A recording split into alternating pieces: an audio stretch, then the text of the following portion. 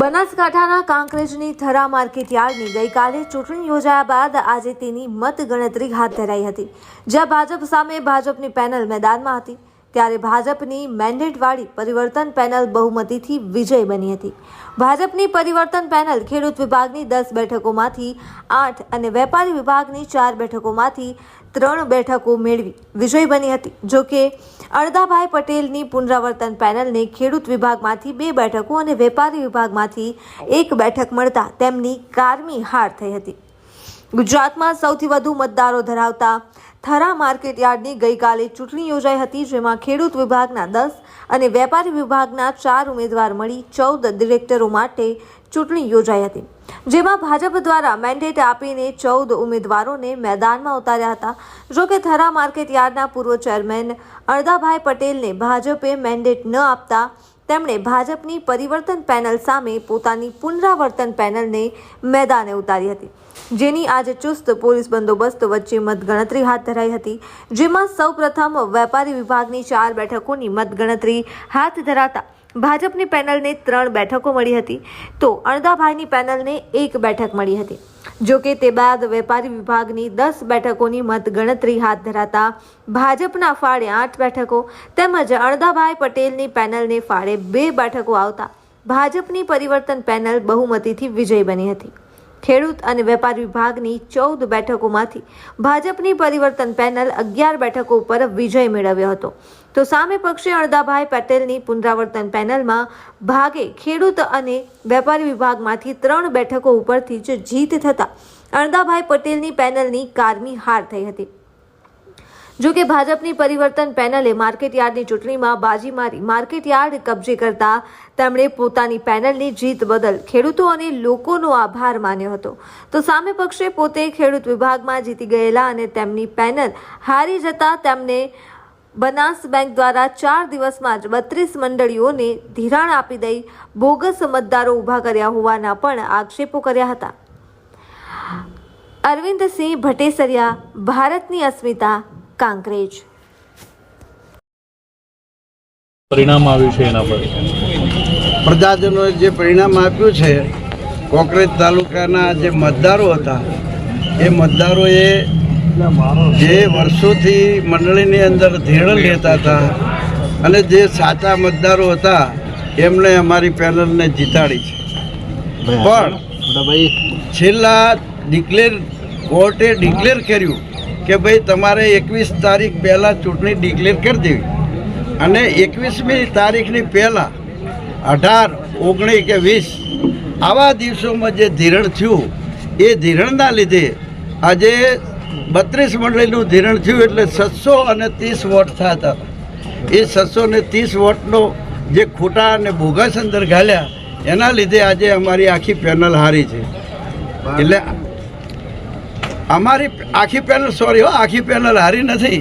મને છતાં પણ મને 630 વોટ આપ્યા તો હું વિજય બન્યો છું. અણદાભાઈ, બીજા અમારા કરશનભાઈ ચૌધરી છે એ પણ વિજય બન્યા છે. એટલે 2 ઉમેદવારો અમે વિજય બન્યા છે અને બાકી અમારા જે ઉમેદવારો છે 630 વોટો છતાં અમારા ઉમેદવારો 40, 50, 100, 150 વોટથી હાર્યા છે. 630 વોટ બોગસ નાખ્યા હતા છતાં પણ. એટલે આ તાલુકાના ખેડૂતોએ, આ તાલુકાના પ્રજાજનોએ અમારી ફેવરમાં જ ચુકાદો આપ્યો છે. અમે ભારતીય જનતા પાર્ટીના કાર્યકર્તા છીએ અને ભારતીય જનતા પાર્ટીના કાર્યકર્તા તરીકે કામ કરતા રહીશું. પણ જેણે પણ આવે અમારાથી અન્યાય કર્યો છે એને ખૂબ ભારતીય પાર્ટીને નુકસાન થાય એવો કામ કર્યા છે. એટલે એનું હું અત્યારે એ વિશે કોઈ બોલી શકતો નથી. ભાજપ સામે જ ભાજપની પેનલ હતી, તો 32 મંડળીઓ તમે જે કીધું કે બોગસ મતો ઉમેરે, એ કોણે ઉમેરે? બોગસ મંડળીઓ 32 જે ઉમેરણી એમાં બોગસ રીતે ધિરાણ કર્યું હોય તો બનાસ બેંકે કર્યું છે. છેલ્લા દાડામાં ધિરાણ કર્યું હોય, લોન મિટિંગ મળ્યા પછી એનો મંજૂર કરવામાં આવે પણ લોન મિટિંગ વગર મંજૂર કરી દીધું છે. એટલે આ રીતે ઘણું બધું એમાંથી તમને જેવા મળશે. પણ જે છેલ્લા 4 દિવસમાં ચૂંટણી 21મી તારીખે ડિક્લેર થવાની હતી અને ધારો કે 17થી કરીને 21 સુધીમાં જે ધિરાણો કર્યા અને જે મતો અંદર ઉમેર્યા છે એ ઉમેરવાના લીધે અમારી પેનલના 8 ઉમેદવારો હાર્યા છે. બાકી જે ઓરિજિનલ વર્ષોથી ધિરણ કરતી હતી એવી મંડળીઓના તમે મતો ગણો તો અમારી આખી પેનલ 500થી વધારે વોટે જીતે છે, પણ ખરેખર આ બોગસ મંડળીઓના લીધે જ અમે હાર્યા છીએ. તમે કહ્યું કે 200 જે વોટો છે તે રદ થયા છે, મામલે શું વાત થઈ? રિકાઉન્ટિંગ માંગ્યું હતું? મેં 200 વોટ રદ થયેલા છે એટલે મેં અમારા ચૂંટણી અધિકારીશ્રીને વિનંતી કરી કે ભાઈ મને 200 વોટ ચેક કરવા દો, કારણ કે 200 વોટ એ કોઈ નાનો મોટો આંકડો નથી. 200 વોટનો આંકડો મોટો છે. એમાંથી કદાચ 15-20 વોટ આમ થઈ જાય તો એકાદો ઉમેદવાર જીતી પણ જાય, પણ એટલે જે કોઈ પણ આ એમને જોવાની તસ્દી લીધી નથી, અમને સાંભળ્યા પણ નથી. ફોન કર્યો ત્યારે એમને વાત કરી કે હું તો નીકળી ગયો છું, એટલે એ પણ થોડુંક ખરાબ વર્તન છે એમનું. અને બીજું કે તમે આ 32 મંડળીઓની જે વાત કરો 4 દિવસમાં છેલ્લા ધિરણ કર્યું હોય તો બોગસ ગણાય કે નહીં? અમારા સરકારી નિયમો પ્રમાણે કે ચૂંટણી ચાલુ થઈ હોય એના પછીનું ધિરણ હોય ન ગણાય. જજમેન્ટ આવેલું હતું કે ભાઈ તમારે 21મી તારીખે ચૂંટણી કરવાની છે, એમાં 21મી તારીખ એટલે છેલ્લી, તમારે બીજી તારીખે ચૂંટણી કરો, 20મીએ કરો અને કે 15મીએ કરો, એ ચૂંટણી અધિકારીના પેલામાં હતું. પણ ચૂંટણી અધિકારીએ તસદી નથી લીધી અને જે છેલ્લા 4 દાડામાં ધિરણ કરવાની તક ડિસ્ટ્રિક્ટ બેંકમાં આ લોકોને આપી છે, એના લીધે અમારી પેનલને મોટું નુકસાન થયું છે. શું આપણે રિકાઉન્ટિંગ માંગ્યું હતું? અરે અમે રિકાઉન્ટિંગ પણ માગ્યું છે, પણ આ લોકો રિકાઉન્ટિંગ આપ્યા વગર નીકળી ગયા છે. રજિસ્ટરનું કહેવું છે કે કોઈ પણ પ્રકારનું રિકાઉન્ટિંગ માંગવામાં જ નથી આવ્યું. ના, રિકાઉન્ટિંગની સહીઓ અમે કરીને આપી, એમણે ના લીધી હોય. કોઈ હું તો થોડોક બીજી હતો એટલે કદાચ ના આપી હોય તો મને ખબર નથી, કારણ કે હું જીતેલો તો આપી ના શકું. રિકાઉન્ટિંગ કોણ આપે? હારેલો ઉમેદવાર આપી શકે, જીતેલાને તો આપવાનું હોતું નથી. એટલે કદાચ હારેલા ઉમેદવારો બધા હાલવા ગયા હશે પણ એમને લીધા વગર નીકળી ગયા છે. નેતાગીરી અમારા યશસ્વી અધ્યક્ષ માનનીય CR પાટીલ સાહેબ અને જે આપણા પ્રદેશનું સંગઠન, આપણા માનનીય પ્રદેશ સંગઠન મહામંત્રી રત્નાકરજી સાહેબ, આપણા અહીંના પ્રભારી અને ઝોન મહામંત્રી રજનીભાઈ પટેલ સાહેબ, આપણા યશસ્વી અધ્યક્ષ અને કાર્યકરોને સાથે લઈને ચાલતા અને જેમને સતત પાર્ટીએ બીજી વખત પણ મૂક્યા છે પાર્ટીના પ્રમુખ તરીકે એવા કીર્તિસિંહ વાઘેલા સાહેબ અને ભારતીય જનતા પાર્ટીના હજારો કાર્યકરો, કોંગ્રેસ તાલુકાના તમામ સમાજના તમામ પક્ષોના સહકારી આગેવાનો અને હું પણ અગાઉ પણ મેં બોલ્યો હતો કે જે કોંગ્રેસ તાલુકામાં મતદારોનો જે ઉત્સાહ હતો, સહકારી આગેવાનોનો જે ઉત્સાહ હતો, જે પરિવર્તન માટે એ પરિવર્તનનો જે પવન ફૂંકાણો હતો, એટલે જેણે પણ મદદ કરી હોય એ તમામને હું હૃદયપૂર્વક એમનો આભાર માનું છું. અને આગામી સમયમાં આ માર્કેટના વિકાસ માટે જે ભારતીય જનતા પાર્ટીએ જે મેનિફેસ્ટો બહાર પાડ્યો છે કે આ માર્કેટનો વિકાસ થાય, અહીંથી લોકોની સુખાકારી વધે, ખેડૂતોની તમામ સગવડો સચવાય, એવા તમામ પ્રયત્નો આપણી આ નવી APMCની જે ચૂંટાયેલી બોડી કરશે એવી હું આપણા મીડિયાના માધ્યમથી ખાતરી આપું છું. ગુજરાત પ્રદેશ ભારતીય જનતા પાર્ટીના યશસ્વી અધ્યક્ષ આદરણીય CR પાટીલ સાહેબનો, તેમની સાથે આપણા સંગઠન મહામંત્રી આદરણીય શ્રી રત્નાકરજી સાહેબનો, આપણા ઝોન પ્રભારી અને પ્રદેશના મહામંત્રી આદરણીય આપણા રજનીભાઈ પટેલ સાહેબનો, તેમની સાથે જિલ્લા ભાજપના યશસ્વી અધ્યક્ષ આદરણીય કીર્તિસિંહજી વાઘેલા સાહેબ અને ત્રણેય મહામંત્રીશ્રીઓ, સમગ્ર પ્રદેશનું નેતૃત્વ, સમગ્ર જિલ્લાનું નેતૃત્વ અને સમગ્ર તાલુકાનું નેતૃત્વની સાથે સાથે તમામ ભારતીય જનતા પાર્ટીના તમામે આગેવાનોનો પ્રથમ આભાર વ્યક્ત કરું છું. તેમની સાથે સાથે કોંકરેજ તાલુકાની સમગ્ર જનતા જનાર્દનનો આભાર માનું છું કે તેમણે આ પરિવર્તનના પ્રવાહમાં જોડાઈને ભારતીય જનતા પાર્ટીની સર્વ સમાજની અને સર્વ પક્ષોએ પણ એને સમર્થન કર્યું હતું. એવી પરિવર્તન પેનલને આજે જ્વલંત વોટોથી જે વિજય બનાવી છે તે બદલ આ કોંકરેજ તાલુકાની સમગ્ર તમામ સમાજના આગેવાનશ્રીઓ, તમામ પાર્ટીના આગેવાનશ્રીઓ અને તમામ સહકારી આગેવાનશ્રીઓનો આજના તબક્કે હું હૃદયથી આભાર વ્યક્ત કરું છું.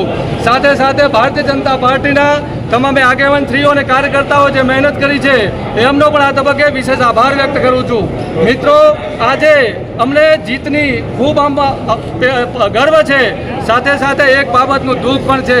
આ ગંજ બજારના અને ચૌધરી સમાજના એક ખૂબ જ યુવાન અને ઉત્સાહી નવલોહિયા સમગ્ર સમાજને સાથે લઈને ચાલવાવાળા એક વ્યક્તિ હતા. એ વ્યક્તિનું જે માર્ગ અકસ્માતમાં અવસાન થયું છે, તો એ પ્રસંગે અમે આજે નિર્ણય કર્યો છે. ભારતીય જનતા પાર્ટી અમને સૂચના આપી છે કે આપણે કોઈએ વિજય સરઘસ કાઢવાનું નથી, કોઈએ ગલાલ બીજા ઉડાડવાના નથી, કોઈએ હાર તોરા કરવાના નથી, કોઈ ઢોલ નગારા વગાડવાના નથી. આ જીતને શાંતિસર બચાવીને આપણે સૌએ ઘેર જવાનું છે. તો આ સમગ્ર કાર્યકર્તા મિત્રોને, તાલુકાના પ્રજાજનોને વિનંતી કરું છું કે આ જીત છે એ જીતને આપ સૌ શાંતિસર બચાવીને આપણે સૌ અહીંથી વિસર્જન થઈશું. અહીંથી આપણે બાહુભાઈની ધરતી ચીનમાં જવાનું છે, ત્યાં આપણે સૌ મળીશું. ફરીથી ભારતીય જનતા પાર્ટીના શ્રેષ્ઠ નેતૃત્વનો, તમામે સમાજના આગેવાનશ્રીઓનો અને આ તાલુકાની પ્રજાનો મિત્રો હૃદયપૂર્વક આભાર વ્યક્ત કરું છું. માર્કેટ યાર્ડ થરાના ચૂંટણીના પરિણામના દિવસે ભારતીય જનતા પાર્ટીએ અમને મેન્ડેટ આપીને પરિવર્તન પેનલ બનાવી હતી. એ પરિવર્તન પેનલને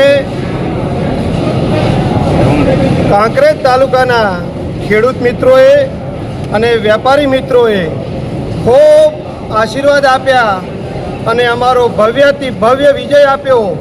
એ બદલ હું કાંકરેજ તાલુકાના ખેડૂતોનો અને વેપારી મિત્રોનો ખૂબ ખૂબ આભાર માનું છું.